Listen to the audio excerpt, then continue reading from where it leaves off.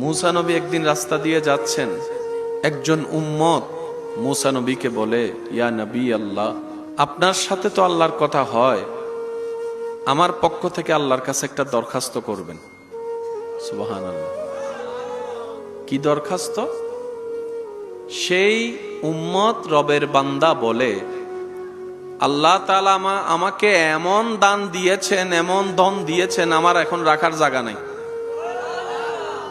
আল্লাহকে একটু বলবেন আমাকে যেন আর কোনো ধন সম্পদ না দেয়। সারা জীবন চাওয়ার মানুষের কথা শুনেছি,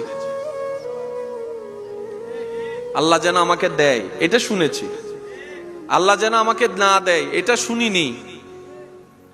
মুসা নবীর উম্মত বলে আল্লাহকে বলবেন আল্লাহ যেন আমাকে আর ধন দৌলত সম্পদ কোনো কিছুই আর না দেয়, যা দিয়েছে যথেষ্ট।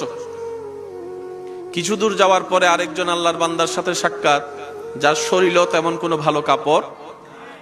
উনি বলে যে আপনি তো আল্লাহর সাথে কথা বলেন, আল্লাহকে একটু বলেন না আল্লাহ যেন আমাকে দুনিয়াতে একটু সম্পদ টম্পদ দেয়। একজনে বলে যে না দেয়, আরেকজনে বলে যে আল্লাহ যেন দেয়।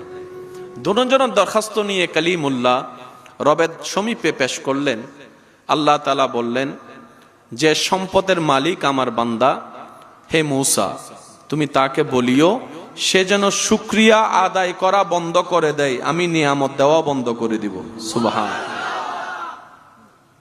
আর যার কাছে কিছু নেই, যে সম্পদ চাচ্ছে, তাকে বলো আজকে থেকে বিনা প্রশ্নে বিনা চিন্তায় আমি আল্লাহ যা যতটুক দিয়েছি সেটার উপর খুশি থেকে শুকরিয়া করতে শুরু করতে বলো। আমি আল্লাহ নিয়ামত আরো বাড়াই দিব, সম্পদে বাড়াই দিব, বরকতে বাড়াই দিব। মুসা নবী আল্লাহর থেকে সে কালাম নিয়ে আসলেন।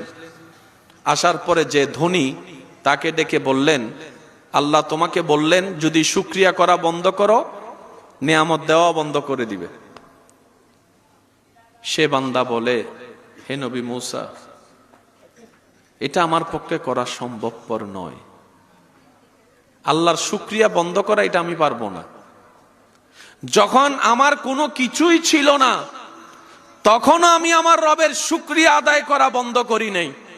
আজকে আমার রব আমাকে এত নিয়ামত দিয়েছে, আমি কোন মুখে রবের শুকরিয়া করা বন্ধ করব? আমি শুকরিয়া বন্ধ করতে পারবো না। বলেন সুবহান। শুকরিয়া এমন একটা নিয়ামত, আপনার অল্পটাকে মহা বানায় দিবে।